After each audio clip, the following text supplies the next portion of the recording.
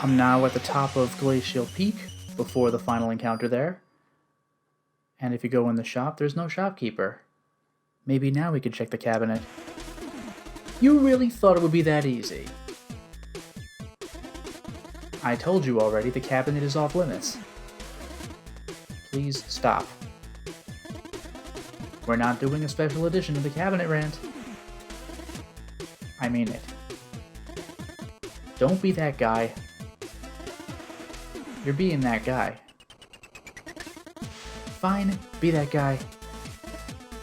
10, 9, 8, 7, 6, 5, 4, 3, 2, 1. Crazy how countdowns give the feeling something's about to happen, huh? But yeah, I got nothing.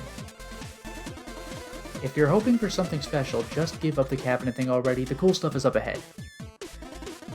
Did I ever tell you about the guy who stayed late on a Friday night and started writing optional dialogue to add comedic value for those who will bother looking? Imagine reading his ramblings. By the way, if you feel like the cabinet thing is overdone at this point, I agree, but it's totally on you for keeping on trying to open it. Seriously, you could stop this right now. I mean it, you have the power. Only you can put an end to this optional bit.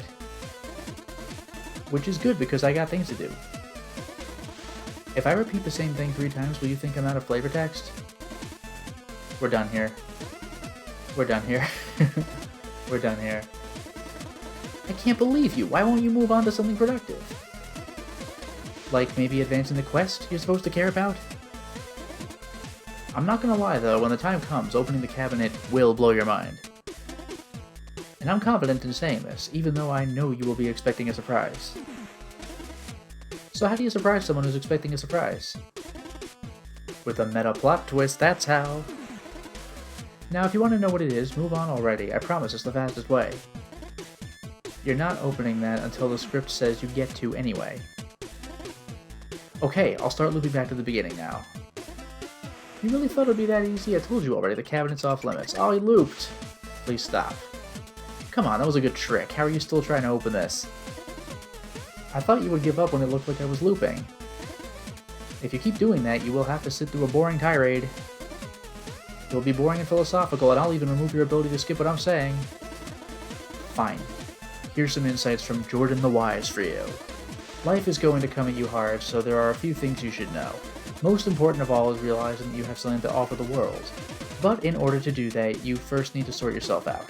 Lending your ear to the lessons contained in stories of old is not a bad place to start. You see, as human conscience grew in knowledge, it equally grew in arrogance. We seem to be at this point where the value of stories is lost on us all. Not really caring about morals anymore, we are simply looking to be entertained. But their power in our subconscious is by no means hindered by our intellectual pride. Stories send a clear message to our being, and when told properly, can offer guidance in how to live our lives, impacting us in ways we sometimes don't even notice.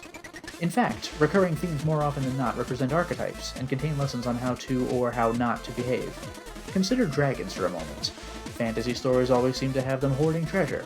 Not coincidentally at all, 2 of the biggest innate fears in mammals are fire and reptiles. So dragons are really a metaphor representing that which you fear the most. Now, why would an immortal fire-breathing reptile care to sleep on a pile of gold? The answer can be read between the lines. The treasure you seek is guarded by your greatest fear. Don't get me wrong, the pile of gold is as much a metaphor here as is the mighty beast that doesn't even exist. Find your dragon and slay it, then your treasure will be revealed. This is the wisdom storytellers of old were trying to convey, only they didn't have the scientific method, a framework by which to structure arguments, or even a high IQ audience. The lesson isn't any less important or relevant today, however. That which you most need to discover within yourself is hidden where you least want to look. Now ask yourself, why were you so curious about my cabinet? Are you a very conscientious person, adamant on leaving no stones unturned? Or have you not mastered your insecurities, and the fear of missing out is what's really driving you at this moment?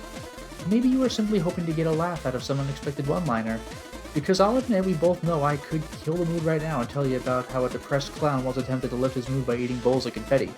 What I'm getting at is, regardless of your motive here, you have clearly demonstrated curiosity and faith that the world holds surprises for those who take an honest look. While that can certainly be said about the world, it's even more true about your inner self. Now, whether that is scary, insightful, or encouraging depends entirely on how far you have made it on your personal growth journey. Life is made of many exams, most of which will present themselves to you more than once. Betrayal, joy, illness, adventure, treason, cooperation, purpose, loneliness, warmth, loyalty. Indeed, just like stories old and new, life has recurring themes when testing humans. The important part is not whether or not you pass each test, but that you show up, acknowledge your score, and ponder how it can inform who you should become. From there, everything is there inside of you to help you find your own way. Who knows? The underlying meaning of The Messenger's story might even hit you eventually. But for now, let's get back to your adventure. Thanks, buddy. Bait taken.